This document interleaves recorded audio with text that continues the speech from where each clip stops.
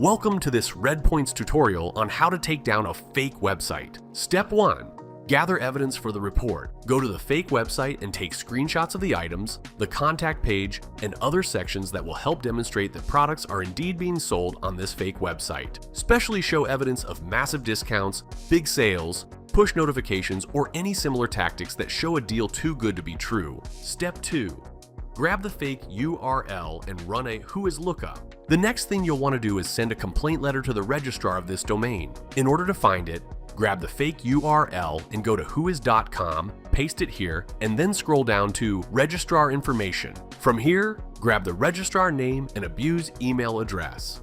You can find this tool linked below. Step 3. Send an abuse report letter to the domain registrar. Using the domain registrar's abuse contact email, send them a letter explaining the situation. Add the fake URL and the company that it is impersonating and attach all of the evidence you gathered in the first step. We have attached this letter template in the description box if you'd like to use it. Optionally, you can also report the website using Google's Safe Browsing Website Report tool. Fill in the appropriate fields, paste the URL, and add additional details that may help your report. Finally, click Submit. We have left this link in the description box as well. You can also report to the DNS and hosting provider.